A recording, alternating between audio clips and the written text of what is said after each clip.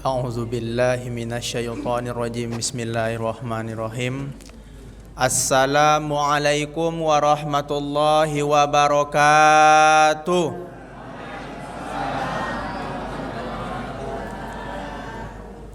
Alhamdulillah wassalatu wassalamu ala Rasulillah Sayyidina wa habibina Muhammad ibni Abdillah wa ala alihi wa ashabihi wa man tabi'ahu wa mawalah. Ashhadu an la ilaha illallah wahdahu la syarikalah wa ashhadu anna Muhammadan abduhu wa rasuluh la nabiyya ba'da. Allahumma salli wa sallim wa barik ala sayyidina ala hadzal nabiyil karim wa ala alihi wa ashabihi wa man tabi'ahum bi ihsanin ila yaumiddin, amma ba'd. Subhanaka la ilma lana illa ma 'allamtana innaka antal alimul hakim.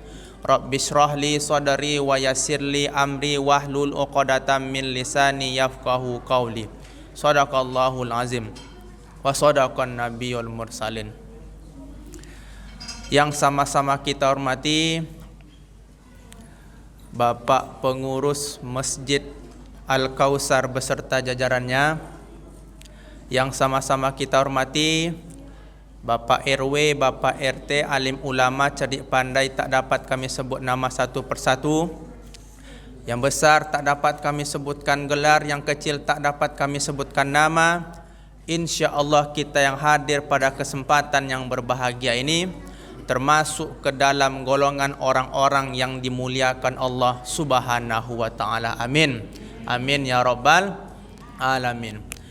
Bapak-bapak, ibu-ibu, para orang tua kami yang dirahmati Allah Subhanahu wa ta'ala. Di awal selalu kita senantiasa mengucapkan bersyukur kepada Allah. Ini artinya adalah bahwasanya bersyukur itu merupakan sesuatu yang paling utama. Sebenarnya apa yang dimaksud dengan syukur itu sendiri? Terkadang kita mengatakan syukur, tapi rupanya kita belum menerapkan yang namanya apa itu syukur. Terkadang kita menganggap kita sudah bersyukur, tetapi rupanya di sisi Allah kita tidak termasuk ke dalam golongan orang-orang yang bersyukur. Apa sebenarnya syukur itu? Maka syukur dia memiliki 3 indikator. Dia memiliki 3 penilaian. Yang pertama, syukur itu adalah tasdiqul bil qalbi, meyakini dengan hati. Apa yang mesti kita yakini itu? Yang kita yakini itu adalah apa-apa yang telah Allah Subhanahu wa ta'ala karuniakan kepada kita.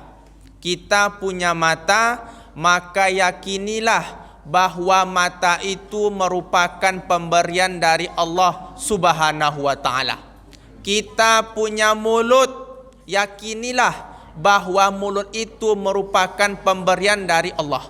Kita punya tangan, maka yakinilah bahwa tangan itu merupakan pemberian dari Allah. Kita punya kaki, juga yakinilah bahwa kaki yang Allah berikan ini merupakan pemberian darinya. Kemudian kita lanjutkan langkah atau indikator yang kedua. Yang kedua adalah takrirul bil lisan, mengucapkan dengan lisan. Ketika kita sudah meyakini bahwa mata ini merupakan pemberian dari Allah, maka di saat itu kita mesti mengucapkan lafaz alhamdulillahi rabbil alamin. Tapi bapak-bapak, ibu-ibu yang dirahmati Allah, syukur tidak terbatas dari 2 ini. Syukur tidak berhenti dari yang 2 ini, tapi syukur harus kita lanjutkan ke tingkat yang ketiga. Apa itu? Yang ketiga adalah a'malu bil arkan, dengan senantiasa melaksanakan dengan anggota tubuh yang kita punya. Artinya adalah syukur bukan hanya sekedar diyakini, syukur bukan hanya sekedar diucapkan, tapi syukur mesti ada yang namanya pembuktian. Pembuktian ini maksudnya adalah mesti kita mengamalkan. Apa yang diamalkan? Sesuatu atau apa-apa yang telah Allah Subhanahu wa taala perintahkan kepada kita. Apa contohnya? Yang pertama, kita diberi mata, yakinilah bahwa mata itu merupakan pemberian dari Allah. Setelah kita yakini, kemudian kita lanjutkan dengan mengucapkan lafaz alhamdulillahirabbil alamin. Alhamdulillah diberi mata, alhamdulillah bisa melihat. Tapi bukan cukup di sini saja, mesti kita adakan atau laksanakan pembuktiannya. Apa pembuktiannya? Kita amalkan amalan mata. Apa itu amalan mata?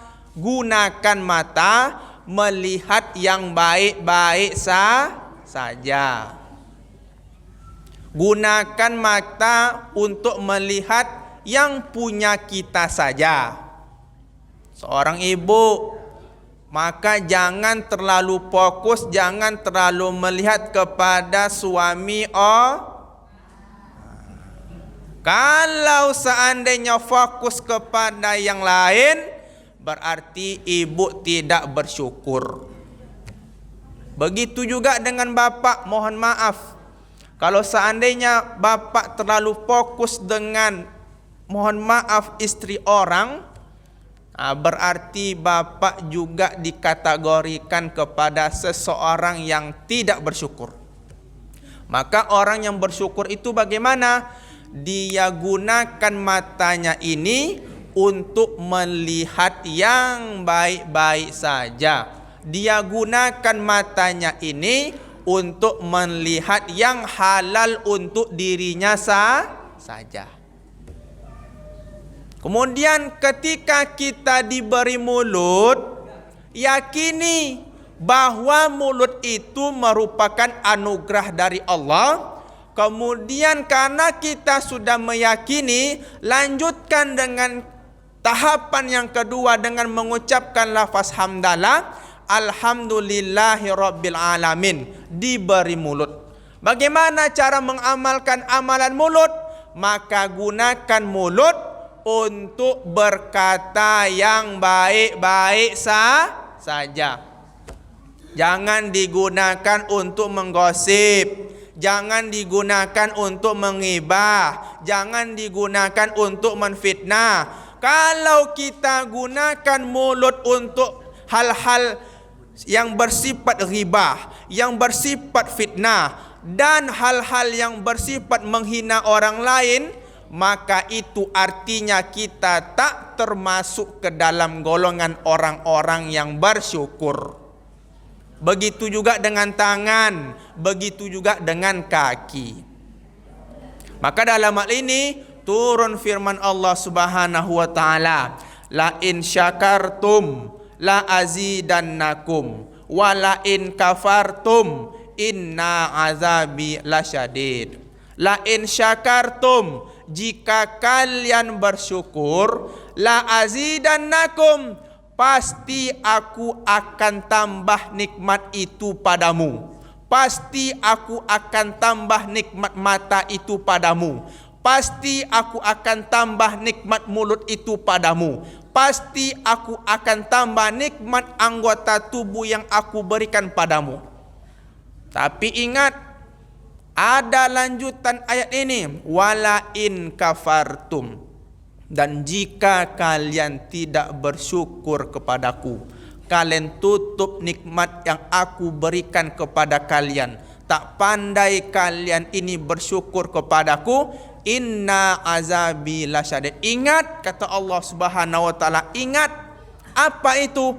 Azabi lasyadid. Azabku amat sangat dahsyat. Azabku amat sangat besar. Mana contoh orang yang tak bersyukur? Contohnya Fir'aun. Apa yang tak dimiliki oleh Fir'aun, Pak Bu? Semua sudah dia miliki. Tapi karena dia tak pandai bersyukur, Allah ambil kembali nikmat yang diberikan kepadanya. Siapa lagi? Qarun. Betapa banyak harta yang dimiliki oleh Qarun. Maka kalau kita menemu sesuatu di lingkungan kita atau di tempat di mana saja itu, pasti terucap di lisan kita, alhamdulillah dapat harta karun. Qarun hidupnya di Mesir. Saking banyaknya kekayaan Qarun itu, sampailah di jalan Raja Wali Sakti ini. Ibu kalau menemukan emas di jalan, pasti terucap di lisan ibu, alhamdulillah dapat harta karun. Itu menandakan betapa banyaknya harta Qarun itu, tetapi Allah lenyapkan dia. Kenapa Allah lenyapkan dia?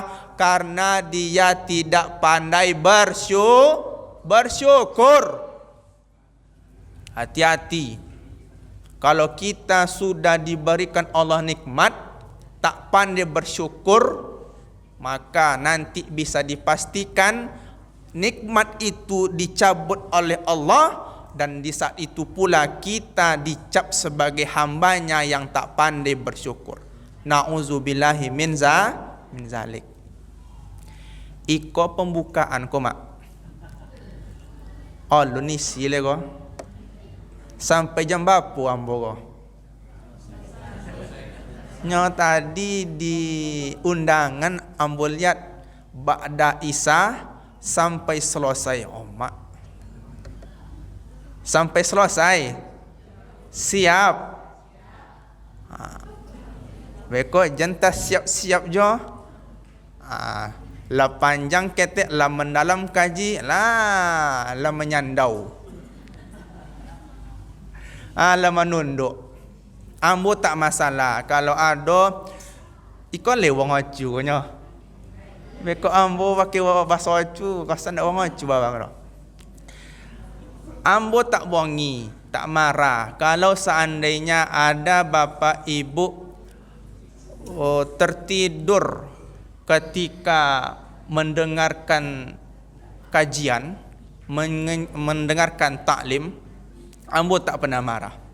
Sebab apa? Sebab dia itu betul-betul sudah memahami, mendalami apa yang telah disampaikan oleh penceramah tadi, sehingga dia tertidur. Masuk kaji dalam hati.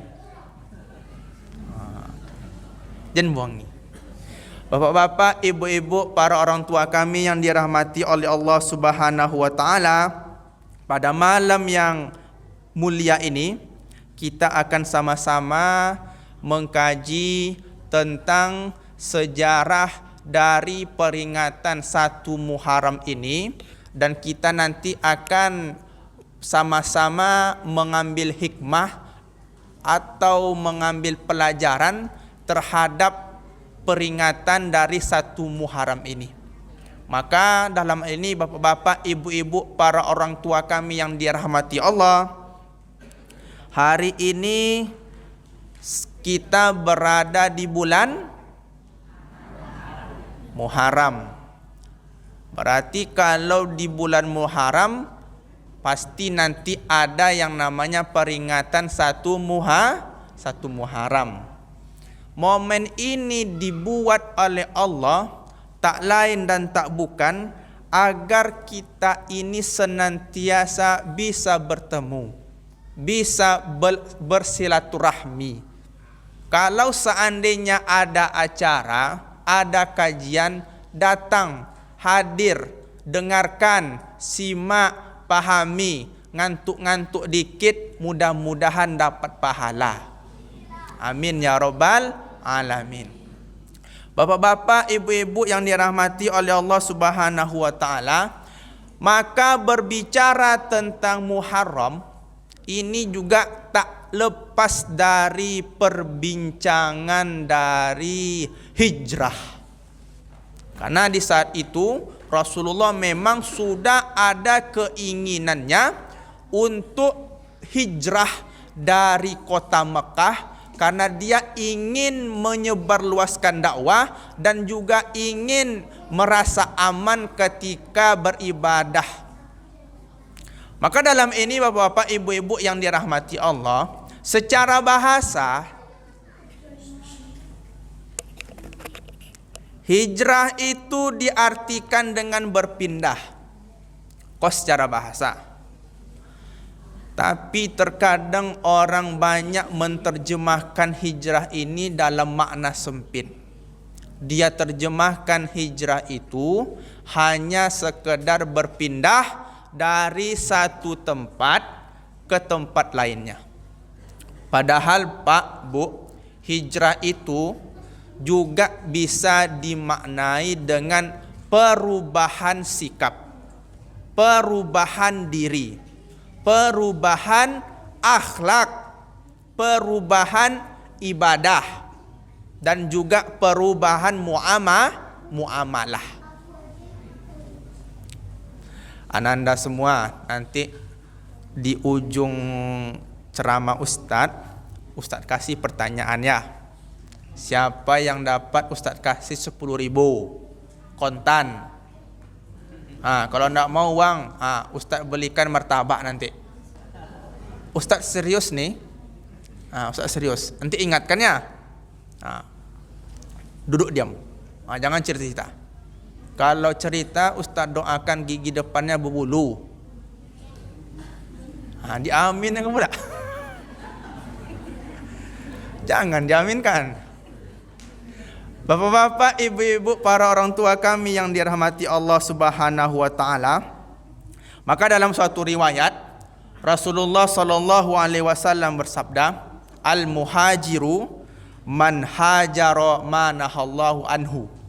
Orang yang berhijrah itu adalah orang yang dia ini berhijrah meninggalkan apa-apa yang dilarang oleh Allah Subhanahu wa taala.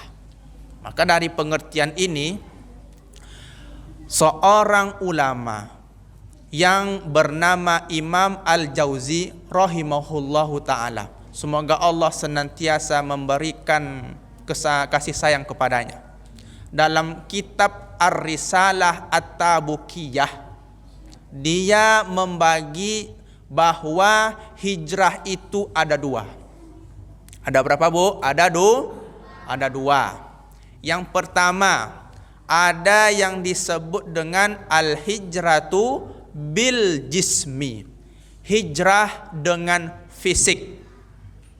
Yang kedua, ada yang dinamakan dengan al-hijratu bil qalbi, hijrah dengan hati. Yang pertama hijrah dengan fisik, yang kedua hijrah dengan hati. Ambo jelaskan dari masing-masing pembagian ini. Yang pertama, dia mengatakan bahwa hijrah yang pertama itu adalah al-hijratu bil jismi, hijrah dengan fisik. Kalau sebutannya fisik, berarti ini kaitannya dengan anggota tubuh kita. Artinya adalah anggota tubuh kita ini digunakan untuk berpindah dari suatu tempat ke tempat lainnya. Tapi maksudnya adalah tempat yang dipindahkannya itu adalah tempat darul kufur, tempat yang banyak kekufuran, kepada tempat darul Islam yang penuh dengan cahaya keislaman.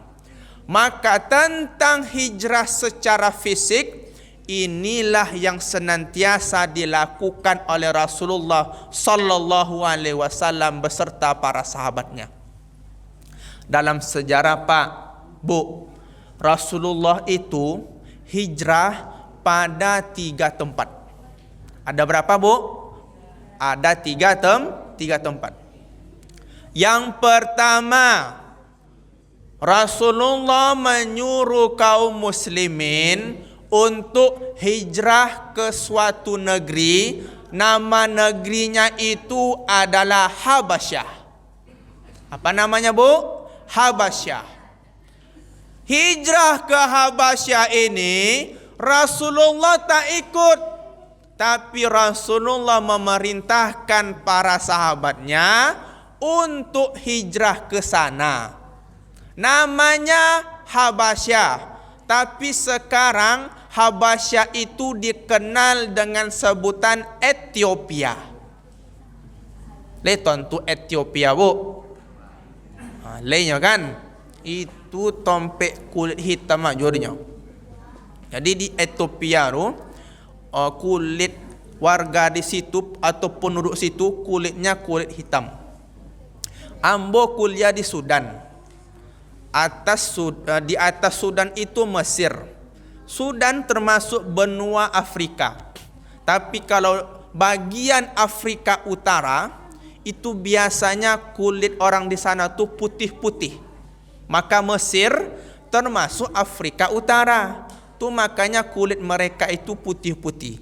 Ambo topik pulau kuliah di Afrika Selatan. Orang yang di Afrika Selatan kok Pak Bu, rata-rata kulit mereka itu hitam-hitam. Orang Sudan itu kulitnya limo. Nah, jangan kaget, kulitnya limo. Yang pertama, kulit orang Sudan itu warnanya coklat. Kalau coklat berarti iko orang-orang elit kok Bu. Orang-orang elit atau orang-orang banyak uang di Sudan, bukan di Indonesia. Kemudian yang kedua, kulit mereka ini warnanya hitam. Hitam. Yang ketiga, kulit mereka ini hitam sekali. Hitam sekali. Ada hitam sekali. Iko serius kok mak nak gora-gora kok dong. Iko serius kok. Kupiambo hitam, acono itulah kulit nang du. Anda 5 ompek san ompek. Kemudian ada yang paling kolam leh. Apa warna kulit nang tu Pak Ustaz? Warnanya ungu. Aku heran leh kok. Ungu tu seperti apa? Kalau mereka jalan ke terik panas matahari, kulit mereka ni seperti berlampu-lampu ungu. Ikolah yang kulit warna ungu kok. Sekali yang mau nampak. Memang orang yang berkulit ungu ini mereka tinggal di pedalaman-pedalaman desa Sudan. Kalau orang Sudan tu di tempat yang mati lampu Pak, kemudian menyandaunya ke dinding. Kemudian di kojen awak deh, melumpe awak. Memang kaget. Ambo adalah kawan yang agak-agak sedikit degil. Contoh tu puangai. Kami pengajian lewat di jalan gelap. Karena kawan ambo ko kulit hitam, copek lainnya jalan leh. Kemudian bersondoknya di doket tompek kolam tadi. Kok kami kok dek bau sampai di situ kan, kawan kok jahit pula. Rupanya inya sembunyi di tempat yang gelap. Setelah itu apa yang dilakukan? Dipoluk tak kami. Di saat itulah melumpek-lumpek kami. Ada kitab kami tebal-tebal, itulah kami mumban. Rupa kawan kami. Seperti itulah hitam mereka. Pula sampai ke kulit hitam pula bahasa awak. Kemudian mereka ini hijrah ke Habsa. Sekarang namanya Ethiopia. Rasulullah mengutus sahabat yang bernama Utsman bin Affan. Dialah yang sebagai ketuanya di sana.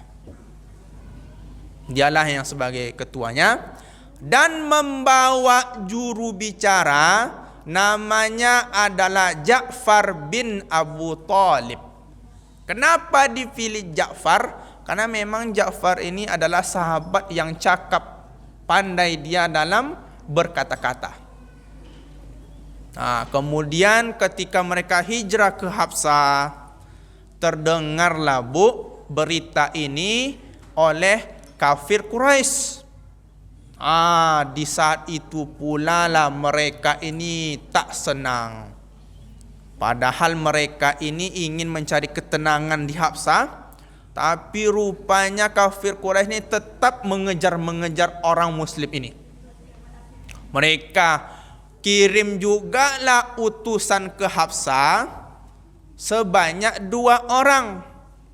Nah, di antara dari 2 orang ini, inilah yang mereka utus yang bernama Amru bin As. Amru bin As sebelum dia masuk Islam, tujuannya adalah untuk memberikan tipu muslihat kepada raja yang ada di Habsah. Rajanya itu bernama Raja Najasyi. Sampai mereka ini ke Habsah, mereka inilah yang menyebarkan tipu muslihat kepada Raja Najasyi. Agar apa? Agar orang-orang muslim yang hijrah ke sana, mereka tidak disambut baik oleh raja tersebut. Mereka sampaikanlah bahwa agama Islam itu adalah agama yang tidak suka dengan perdamaian. Agama Islam itu adalah agama yang sangat berbeda dengan keyakinan engkau, wahai raja. Agama Islam ini adalah agama yang tidak suka kerukunan. Artinya adalah disampaikannya lah yang buruk-buruk tentang agama Islam. Tapi indahnya hijrah mereka ini, Raja Najasyi tak terima begitu saja. Raja Najasyi ingin bertemu dengan kelompok orang Islam itu. Lalu raja panggillah dari rombongan orang-orang Islam yang ingin hijrah ke Habasyah tersebut. Maka ketika mereka ini sudah berkumpul, majulah Ja'far bin Abu Thalib, karena kebetulan dia yang sebagai juru bicaranya. Maka di saat itulah Ja'far mengatakan, wahai Raja Najasyi, ya, kami dulu memang pernah menyembah berhala. Kami dulu suka mencuri. Kami dulu suka berdusta. Kami dulu suka berzina. Tetapi setelah datang Rasulullah, setelah datang Nabi Muhammad sallallahu alaihi wasallam, Nabi Muhammad membawa agama Islam. Agama Islam diajarkan kepada kami. Di saat itu agama Islam mengajarkan kepada kami tentang hidup rukun. Islam cinta dengan kerukunan.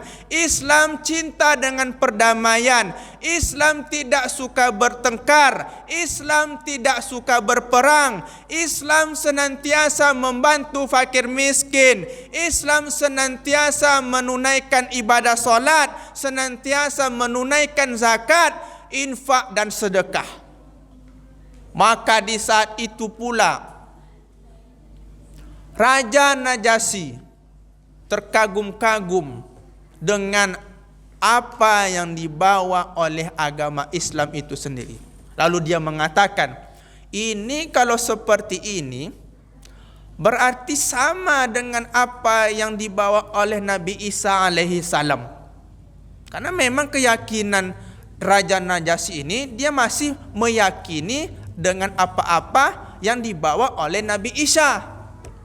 Maka setelah dijelaskan oleh Ja'far bin Abu Thalib, maka di saat itu pula Raja Najasyi menerima kelompok orang Islam, dan di saat itu mereka diperkenankan untuk hidup di sana. Lalu bagaimana orang kafir Quraisy tersebut?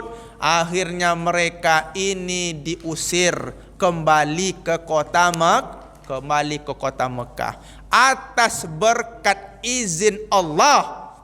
Di saat itu pula Raja Najasyi dia juga mempelajari tentang bagaimana agama Islam itu sendiri, dan di saat itu dia ingin bersaksi di hadapan Rasulullah sallallahu alaihi wasallam sekaligus dia ingin masuk agama Islam. Dan alhamdulillah Raja Najasyi pun dia masuk ke dalam agama Islam dengan senantiasa mengikrarkan di hadapan Rasulullah, asyhadu alla ilaha illallah wa asyhadu anna Muhammadar Rasulullah. Ini tentang hijrah Rasulullah di Habsah. Masih tolak mak? Kok masih satu tompek? Kok ada dua tompek leh? Masih tolak? Lanjut Pak ya. Alhamdulillah. Kalau ngantuk, minta tolong jo kawan sebelah, pocik ketek. Gitu. Atau minumlah air yang di depan tu. Bapak-bapak, ibu-ibu yang dirahmati oleh Allah Subhanahu wa taala, kemudian hijrah yang kedua, hijrah dari kota Makkah ke kota yang namanya adalah kota Taif. Namanya Taif. Maka di saat Rasulullah hijrah ke kota Taif, di saat itu juga Rasulullah dia ingin ikut berhijrah. Alhamdulillah di Habasah Islam diterima. Kemudian Rasulullah ingin menyebarluaskan lagi ke Taif. Dan di saat itu Rasulullah ingin ikut juga hijrah ke Taif.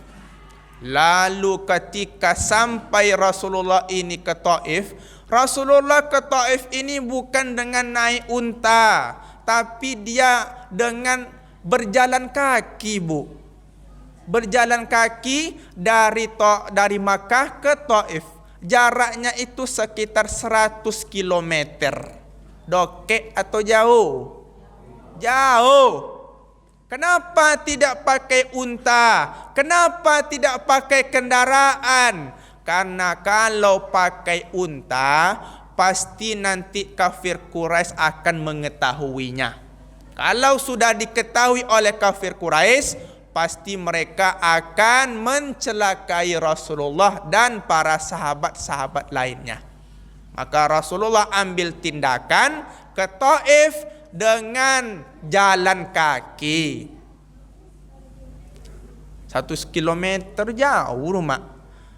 Ambo kampung Bangkinang. Pokan ke Bangkinang itu 60 kilo. Itu pun kalau pakai Honda lama sampai. Kau jalan kaki. Jauh rupa.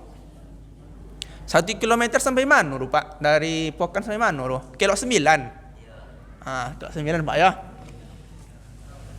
Jauh. Kemudian di saat Rasulullah sallallahu alaihi wasallam hijrah ke Taif, Rasulullah beranggapan bahwasanya hijrahnya diterima oleh penduduk Taif. Rasulullah beranggapan bahwa dia disambut dengan tola al-badru alaina. Rasulullah beranggapan bahwasanya penduduk Taif menyambutnya dengan marhaban ya nurul aini. Rasulullah beranggapan penduduk Taif menyambutnya dengan marhaban ya jaddal Husaini. Tetapi rupanya apa yang diinginkan berbeda dari kenyataan. Sampai Rasulullah itu ke Taif, apa yang dilakukan penduduk Taif kepada Rasulullah? Penduduk Taif menyambut Rasulullah dengan lemparan batu. Penduduk Taif menyambut Rasulullah dengan lemparan kayu, lemparan tulang belulang, lemparan kotoran hewan. Maka di saat itulah Pak Bu, di saat Rasulullah dilempar dengan batu, dilempar dengan kayu, dilempar dengan tulang belulang, kena kaki Rasulullah sallallahu alaihi wasallam, dan di saat itu pula berdarah kaki Rasulullah ini. Lalu datang malaikat Jibril alaihissalam. Apa kata malaikat Jibril kepada Rasulullah? Ya Rasulullah, seandainya darah itu menetes ke tanah, akan kuratakan Taif beserta penduduknya. Seandainya darah itu menyentuh ke tanah, akan aku ratakan Taif beserta penduduknya. Apa yang dilakukan oleh Rasulullah, Bu? Rasulullah menghapus atau mengelap darah yang ada di telapak kakinya. Agar apa? Agar darah itu tidak jatuh ke tanah. Bapak kalau seandainya posisinya sebagai Rasulullah, apa yang Bapak lakukan? Siapa nama Bapak? Mau nampak apalah? Tu soalan nombor dia. Nama Bapak lah. Pak Irsad. Wahai Pak Irsad, seandainya darah itu menetes ke tanah, akan aku ratakan Taif beserta penduduknya. Tak yakin nambo Pak Irsad ko menghapus darah seperti yang dilakukan oleh Rasulullah. Begitu juga dengan ambo. Ambo kalau malaikat Jibril ngomong seperti itu, ada tanah ruang ambo lesen ke tanah ruang. Supaya apa? Hancur uang-uang yang tak suka kawak. Hancur orang-orang yang ingin mencelakakan awak. Tapi apa yang dilakukan oleh Rasulullah? Rasulullah tidak melakukan itu. Bisa kita melakukan ini Pak Bu? Berat. Apa pelajaran yang dapat kita ambil dari kisah ini? Apa kira-kira Bu? Hendaklah kita memaafkan kesalahan orang lain sekalipun kita mampu untuk membalas. Inilah yang dilakukan oleh Rasulullah sallallahu alaihi wasallam. Bapak-bapak, ibu-ibu yang dirahmati oleh Allah Subhanahu wa taala, maka di saat itu Rasulullah berdoalah kepada Allah Subhanahu wa taala. Ilaika asku du'fa quwwati. Ya Allah, aku sudah lemah ya Allah. Wahilati, aku sudah tidak berdaya ya Allah. Wakillatahillati, atas ketidakberdayaan ini ya Allah, aku memohon kepadamu ya Allah. Wahawani 'alan nas, aku sudah hina di hadapan manusia ya Allah. Mendengar doa itu, maka di saat itu rupanya sebelum Allah mengabulkan, rupanya doa ini didengar pula oleh malaikat penjaga bukit. Tadi malaikat Jibril, sekarang dengar pula malaikat penjaga bukit. Bukit di Mekah itu, di Taif itu atau di Mekah itu, bukit yang besar itu ada dua Pak. Yang pertama Bukit Abi Kubais, yang kedua Bukit Ku'ain Ki'an. Jadi apa kata malaikat penjaga bukit ini? Wahai Rasulullah, silakan engkau pilih bukit yang paling besar di sini. Setelah engkau pilih bukit itu, biar aku timpakan bukit itu kepada penduduk Taif. Tapi apa lagi yang disebut oleh Rasulullah sallallahu alaihi wasallam? Rasulullah senantiasa berdoa kepada Allah lagi. Apa doa Rasulullah sallallahu alaihi wasallam? As'alullaha ayyukhrija min aslabihim may ya'budullah wa la yusrika bihi syai'ah.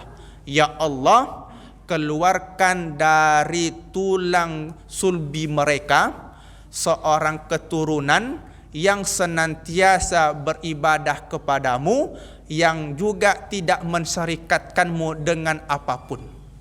Artinya Rasulullah mendoakan keturunan mereka ini menjadi keturunan yang beriman kepada Allah, dan tidak mensyarikatkan Allah dengan apapun.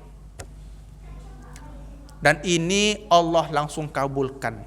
Dan terbukti Bu, kalau ibu pergi umroh, kemudian ada di umroh itu rihla untuk ke Taif, maka ketika ibu sampai ke Taif, di Taif itu coba lihat, di Taif itu subur, dingin, sama seperti puncak Bogor, tanaman tumbuh, wortel tumbuh, anggur tumbuh, semua tanaman tumbuh.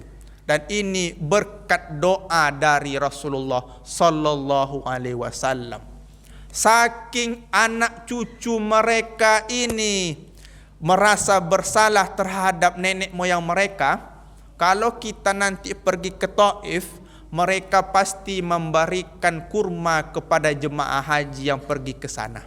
Kenapa mereka memberikan kurma? Sebagai bentuk permohonan maaf, karena nenek moyang mereka pernah menyakiti Rasulullah sallallahu alaihi wasallam ketika mereka hijrah ke Taif. Maka Taif sekarang Pak Bu, mayoritas penduduk Taif semuanya beragama Islam. Ini berkah dari doa Rasulullah sallallahu alaihi wasallam. Ini yang kedua. Nah, ini banyak lagi kisah ini sebenarnya Pak Bu. Di saat itu pula lah ketika dia hijrah ke Habsah, tak lama setelah itu masuk agama Islam lah pahaman Rasulullah yang bernama Hamzah. Setelah masuk Islam Hamzah, masuk lagi Umar bin Khattab. Nah, setelah itu barulah mereka ini mengatur tempat hijrahnya lagi. Dan tak lama setelah itu rupanya Rasulullah ditinggal oleh paman tercinta yang bernama Abu Talib. Abu Talib pamannya wafat di kala itu. Istrinya pun juga wafat. Di saat itu pula lah dia hijrah ke Taif. Kemudian dakwahnya pun tidak diterima, malah ditolak. Maka setelah itu turunlah perintah solat, dan ini berbarengan dengan peristiwa Isra dan Mi'raj. Itu cerita tu Pak. Isra Mi'raj dulu. Setelah Isra Mi'raj, barulah Rasulullah mengatur tempat hijrah kembali. Kemana dia pilih? Dipilihnya lah ke kota Yathrib. Dulu namanya Yathrib.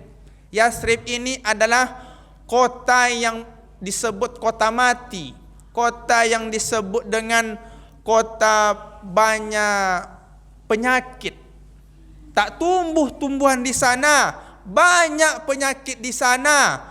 Tapi di saat Rasulullah hijrah ke sana, kota yang dulu disebut kota mati berubah menjadi kota Al-Madinatul Munawwarah, kota yang terang benderang, kota yang penuh cahaya, keindahan. Nah, maka sebelum mereka ini hijrah ke kota Madinah, apa kisahnya lagi? Dibuatlah yang namanya Bait Aqobah atau perjanjian Aqobah.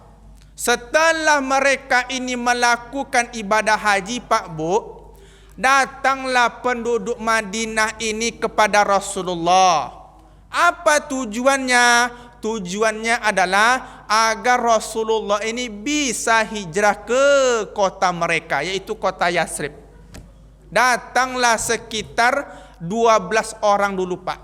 1 perempuan, 12 laki-laki. Bait Aqobah ini disebut juga dengan perjanjian wanita atau perempuan. Kenapa disebut itu? Karena dalam perjanjian itu perempuan juga ambil andil. Kemudian apa isi perjanjiannya? Isi perjanjiannya diantaranya adalah dilarang berbuat zina, dilarang berperang, dilarang membunuh anak-anak, senantiasa menyembah Allah, senantiasa mengikuti perintah Rasulullah sallallahu alaihi wasallam. Itu isi perjanjian apa? Kemudian apa yang dilakukan Rasulullah? Rasulullah tidak langsung pergi ke kota Madinah, tidak langsung pergi ke Yathrib, tapi dia mengirim utusan. Dia kirimlah Mus'ab bin Umar atau Mus'ab bin Umair untuk hijrah ke kota Madinah terlebih dahulu. Setelah mereka hijrah ke sana, Mus'ab mengajarkan Islam di kota Madinah. Rupanya orang Madinah ini menyambut baik tentang Islam. Diberilah kabar bahwa di Madinah ini mereka ini orangnya baik, orangnya ini ingin belajar tentang Islam. Tak lama setelah itu datanglah lagi 73 orang dari Madinah untuk mengajak Rasulullah hijrah ke Madinah.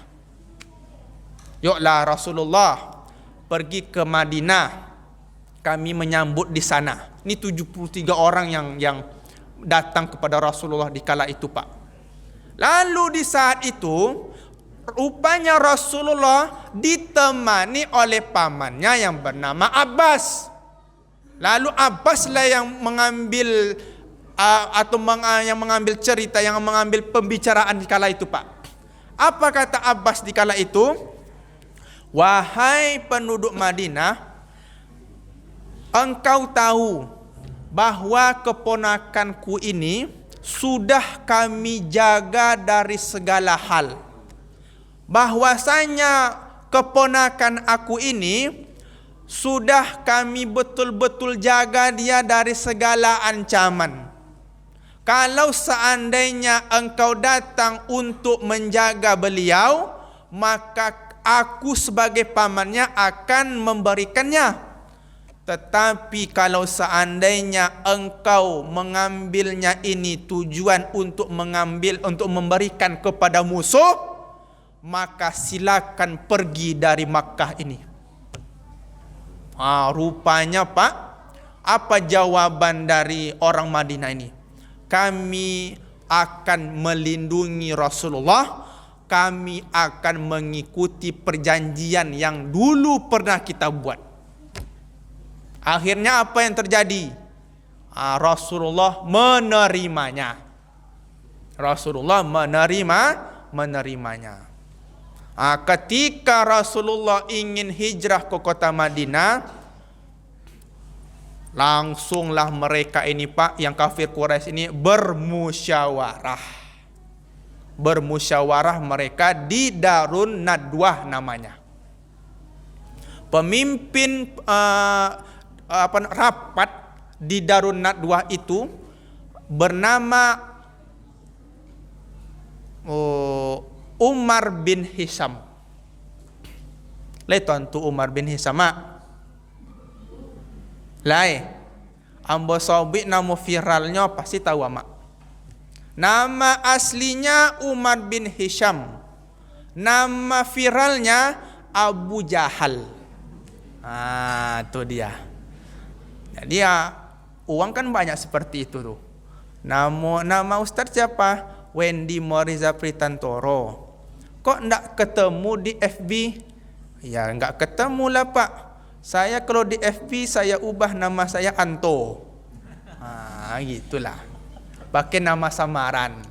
Kan banyak orang seperti itu tuh. Nama aslinya Umar bin Hisham, gelarnya Abu Jahal. Abu artinya apa, Jahal artinya bonga. Abu Jahal apa bonga. Itu dah tu. Dialah memimpin rapat di Darun Nadwah ini. Dikumpulkannya semua kabilah-kabilah, tujuannya adalah membahas Nabi Muhammad atau Muhammad ini mau kita apakan dia. Karena sudah mengganggu keyakinan kita, mengganggu bisnis kita. Lalu berkatalah satu orang. Jadi memang kalau di Darun Nadwah itu, di parlemen mereka itu, Mereka tak ada tidur, betul-betul rapat. Duduk mereka di parlemen itu Pak, tak ada mereka ini main-main game, tak ada mereka ini main-main slot. Betul-betul rapat. Kau kemana pula Ustaz orang arah kau? Ambil apa je lah, dengar je lo. Kemudian satu orang berpendapat, wahai Umar bin Hisham, bagaimana kalau kita buang jauh-jauh Muhammad ini, kita buang ke tempat jauh sehingga dia ini tersesat. Lalu berpendapatlah orang di kala itu, wahai Umar bin Hisham, kalau kita buang jauh Muhammad ini, Muhammad itu adalah orang yang cerdas. Dia pasti tahu jalan kembali.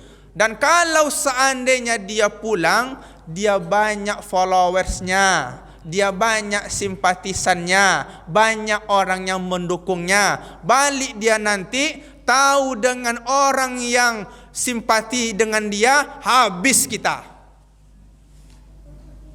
Ya juga. Angkat tangan yang kedua lagi. Saya berpendapat Umar bin Hisham. Ya, apa itu? Bagaimana kalau kita masukkan Muhammad itu ke dalam peti, kemudian kita tidak kasih makan dia, kita tidak kasih minum dia, sehingga dia nanti akan mati kelaparan atau kehausan. Kita letak dia di samping Ka'bah. Kalau jauh-jauh kita hantar dia ini keluar Makkah, banyak biayanya Umar bin Hisham.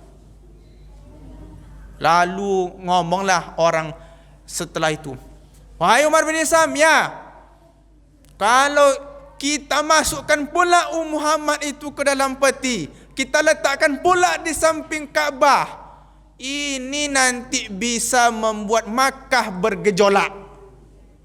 Dan jelas Muhammad ini tahu, Muhammad ini anak Abdullah, kemudian punya kakek Abdul Muttalib, kemudian punya kakek bernama Hashim, kemudian punya kakek bernama Abdul Manaf, kemudian punya kakek bernama Kilab, sampai keturunannya kepada Adnan, sampai keturunannya kepada Nabi Ismail alaihissalam, sampai keturunannya kepada Nabi Ibrahim alaihissalam. Sempat wafat mati dia, tahu nanti kepada orang-orang yang menganut ajaran Nabi Ibrahim, mampus kita.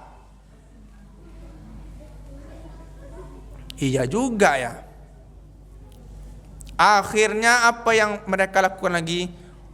Rapat berhenti. Apa yang dilakukan? Yuk kita mabuk kembali. Anda itu nambah saya aja Pak. Ambo minum lupa ya lah kau yang masuk. Minumlah mereka di saat rapat itu lagi, karena tidak mendapatkan solusi yang terbaik, tidak mendapatkan cara yang terbaik.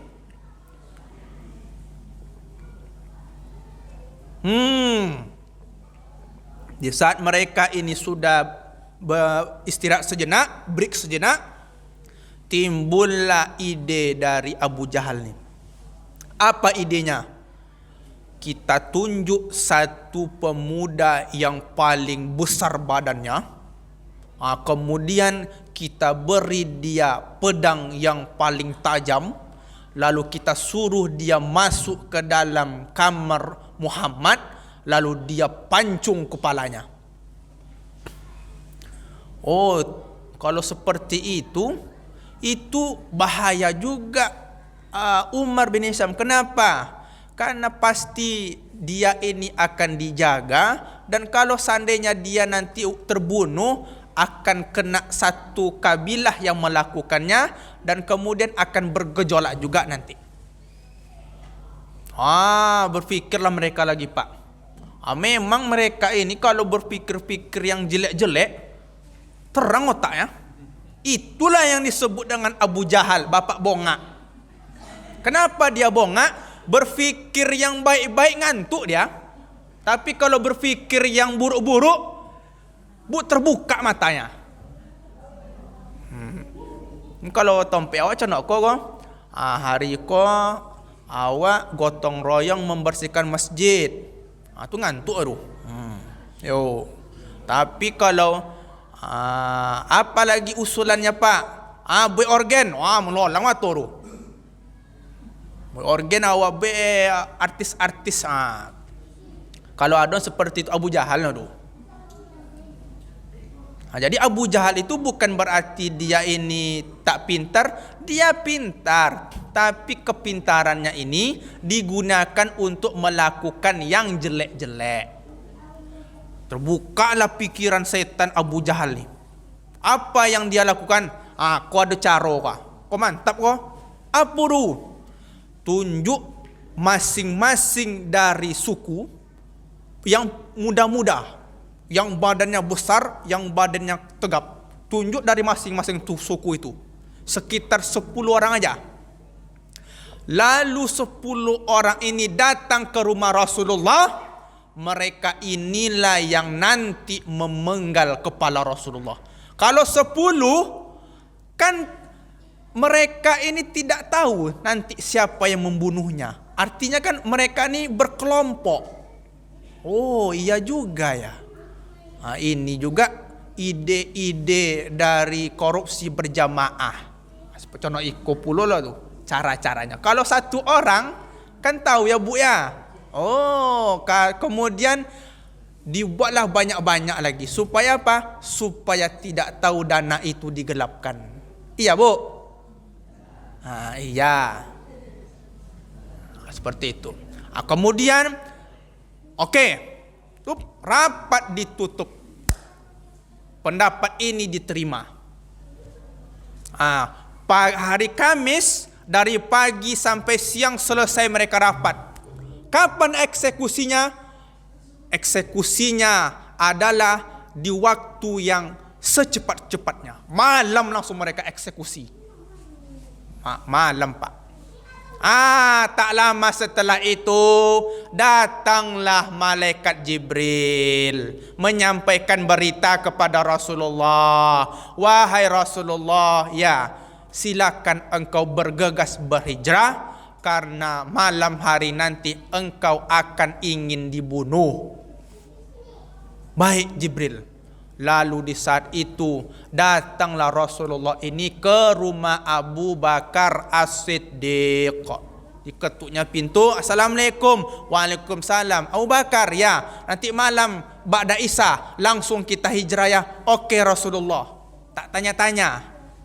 Oke Rasulullah.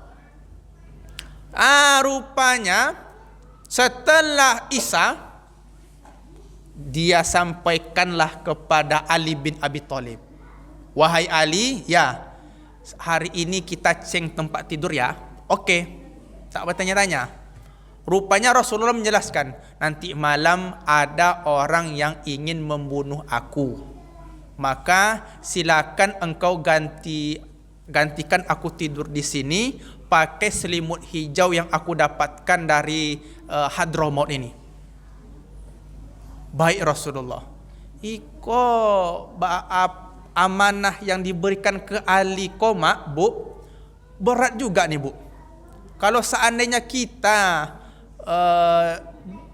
Rasulullah menyuruh kita seperti itu, Pak, ya, malam ku ambo ingin bunuh kau ya. Bisa awak ceng tempat tidur Pak ya. Apa tidur di tempat ambo akan hijrah ke tempat lain Pak. Ndak ya. Bahaya nih ya. Kalau Rasulullah ngomong seperti kita tak bisa. Ali tak menolak, tapi malah dia menerima amanah yang diberikan oleh Rasulullah sallallahu alaihi wasallam. Maka setelah solat Isya, dia tidur. Rasulullah tidur tapi di tempatnya lain. Rasulullah itu tidur setelah Isya, Mak. Jadi biasanya awak kau setelah Isya kau lolok. Supaya apa? Supaya bangun nanti tahajud. Nanti sebentar lagi tidur kita nih. Sebentar lagi selesai nih. Kenapa kita tak jadi bangun tahajud? Karena kita ini banyak bergadang. Rasulullah ini tidur ba'da Isya cuma 6 jam. Jam 9, jam 10, jam 11, 12, 1, 2, jam 2 bangun untuk solat tahajud sampai menjelang solat subuh.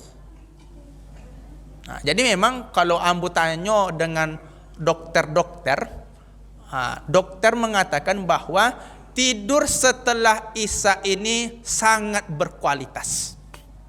Awak Pak Bu, bukan masalah lama tidurnya, tapi yang diinginkan itu berkualitas atau tidaknya tidur kita. Seperti itu. Jangan kira orang yang lama tidur itu berarti dia sehat, belum tentu. Tapi yang berkualitaslah yang menyebabkan dirinya sehat. Dan ini yang dilakukan Rasulullah. Maka ketika jam 2 malam terdengarlah suara pemuda-pemuda di luar yang dia ini ingin membunuh Rasulullah sallallahu alaihi wasallam. Maka di saat itu, bapak-bapak yang dirahmati oleh Allah Subhanahu wa taala, Rasulullah keluarlah. Disinilah nampak mukjizat Rasulullah sallallahu alaihi wasallam. Diambilnya pasir satu genggaman saja, lalu dia taburkan ke atas, dan di saat itu pula lah pemuda 10 orang ini dia tidak bisa melihat, kemudian dia tak kalanya itu seperti tertidur, maka inilah yang disebutkan dalam surat Yasin ayat 9. Apa bunyinya? Waja'alna min baini aidihim saddau wa min khalfihim saddau fa'akshaynahum fahum la yubsirun. Waja'alna min baini aidihim, dan kami jadikan di depan mereka itu saddan, penghalang. Waja'alna min baini aidihim saddaw wa min khalfihim, di belakang mereka juga ada penghalang. Fa'akshaynahum, sehingga mereka tidak bisa melihat. Fahum la yubsirun, maka mereka benar-benar tak bisa melihat. Maka ayat iko menjelaskan tentang Rasulullah itu pernah melakukan hijrah. Jangan ayat ini dijadikan sebagai mantra. Kadang orang anak muda nampak polisi, supaya tak ditilang, dibaca lah kok. Waja'alna min bain, astagfirullah. Tak bisa. Harus pakai SIM lah, pakai helm lah. Mana bisa? Udah saya baca Pak Ustaz. Kenapa ditangkap juga Pak Ustaz? Rupanya Pak polisi pun juga membaca surah Yasin. Waja'alna.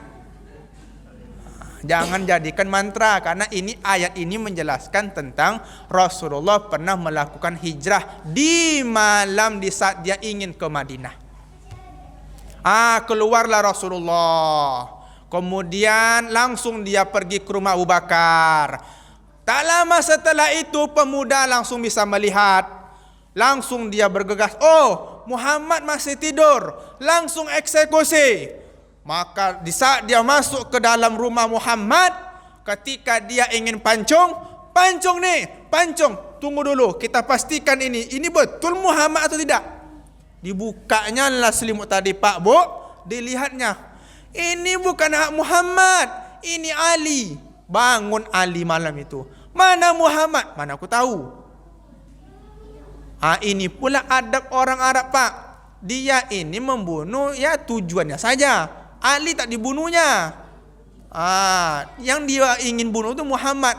Apa yang dilakukan mereka? Langsung mereka ini bergegas keluar. Ini kalau dia berlari pasti tak jauh dia ini pasti tak jauh langkah kaki dia. Oh rupanya Nabi Muhammad dan Abu Bakar As-Siddiq di saat itu dia berlari-lari karena sudah capek, berngongosan, sudah terdengar suara lelah dari Rasulullah ini, berhentilah mereka ini di suatu bukit. Nama bukitnya itu adalah Jabal Sur. Jabal Sur, pakai sa, sur. Kau huruf sa kau ndak ada di bahasa Indonesia kau. Hanya ada di bahasa Arab. Yang anak bercerita apa kabar, bahasa ndak bisa. Huruf sa ini hanya ada di bahasa Arab. Inilah indah bahasa Arab. Nama jabalnya Jabal Sur. Tempat mendapatkan wahyu pertama bukan Jabal Sur namanya, tapi namanya Jabal Nur. Di dalam Jabal Nur ada gua, nama guanya Gua Hira. Tapi dalam peristiwa hijrah, Rasulullah naik ke Jabal Sur. Di atas Jabal Sur itu ada gua. Guanya gua kecil, tak besar. Maka di saat itu, sampai di gua itu, datanglah Abu Bakar As-Siddiq radhiyallahu anhu. Ya Rasulullah, jangan engkau masuk terlebih dahulu, biar aku periksa keadaan gua tersebut. Bapak kalau hijrah sama Rasulullah, berani contoh itu dulu. Silakan periksa dulu Rasulullah. Pasti itu awak sampein ke Rasulullah, tapi Abu Bakar tidak. Biar aku periksa dulu Rasulullah. Rupanya ketika diperiksa oleh Abu Bakar, terlihatlah di gua itu banyak lubang-lubang. Apa yang dilakukan Abu Bakar? Dia robek sebagian serbannya untuk menutupi lubang-lubang tersebut. Kemudian ketika dia menutupi lubang-lubang tersebut, ada satu lubang. Lubang itu tak bisa ia tutup disebabkan kain tak cukup. Bagaimana dia menutup lubang itu? Dia tutup dengan kakinya. Ketika Abu Bakar sudah memeriksa gua tersebut, dia katakan, wahai Rasulullah, gua sudah aman. Barulah mereka berdua masuk.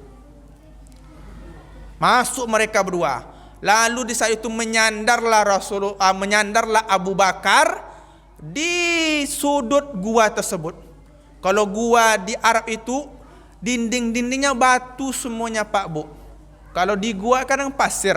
Tapi kalau di Arab guanya itu batu semuanya. Makanya kalau ada jamaah yang suka menyandar,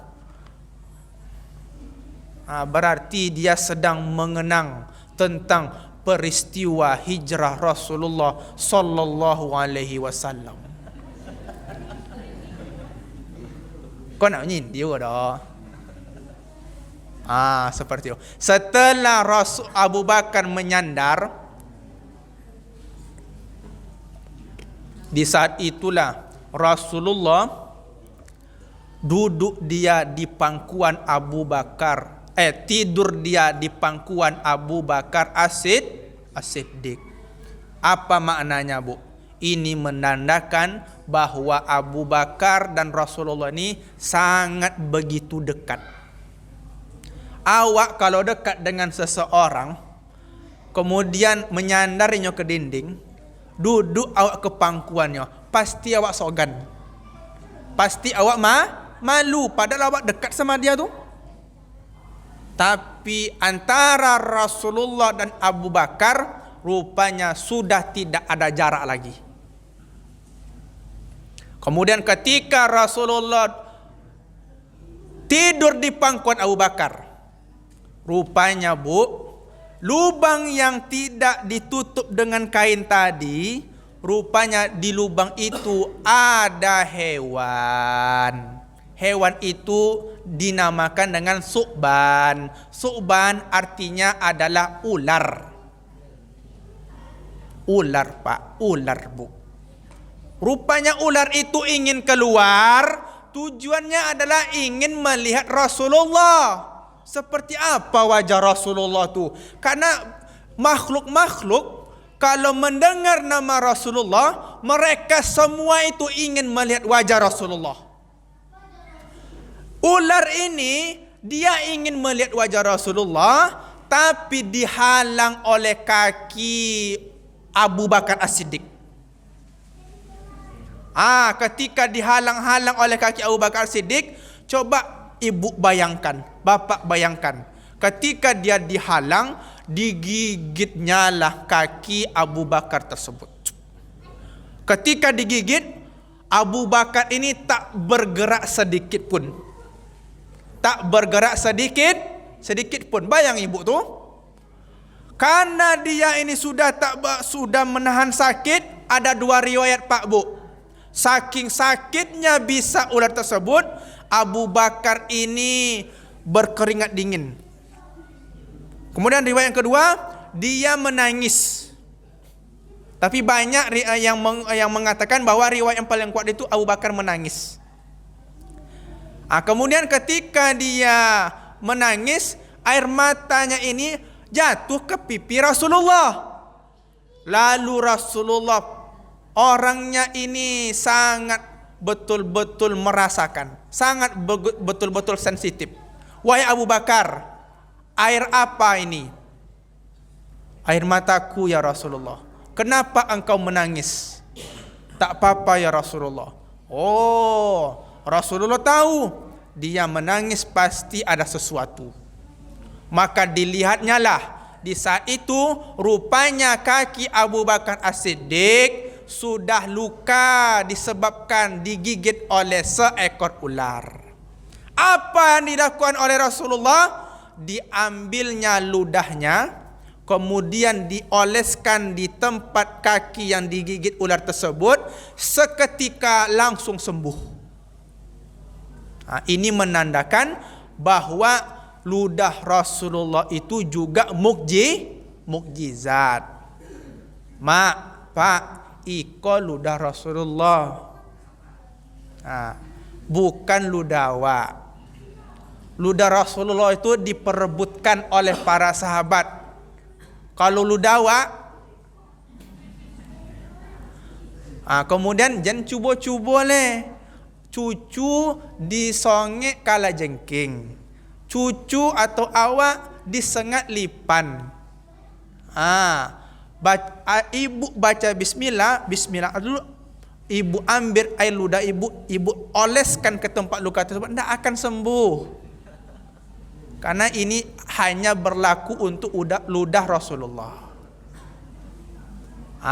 Seperti itulah kisah hijrah mereka. Artinya bapak ibu-ibu yang dirahmati oleh Allah Subhanahu wa taala, perjuangan hijrah ini tidak berhenti di sini saja. Banyak lagi kisah-kisahnya sehingga nanti mereka ini disambut di Madinah dengan baik, disambut dengan tola al-badru alaina oleh penduduk Madinah di kala itu.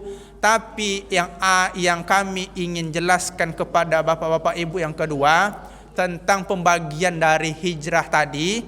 Yang kedua ada yang disebut dengan hijrah bil qalbi. Artinya adalah hijrah dengan hati.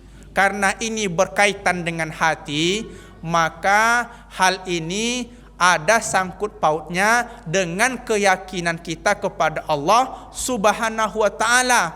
Orang yang betul-betul hijrah dia di hatinya ini, ketika hatinya ini sudah tidak khusyuk beribadah kepada Allah, maka dia ingin hijrah. Maka di saat itu dia mesti betul-betul untuk khusyuk ketika beribadah kepada Allah Subhanahu wa taala. Inilah hijrah bil qalbi.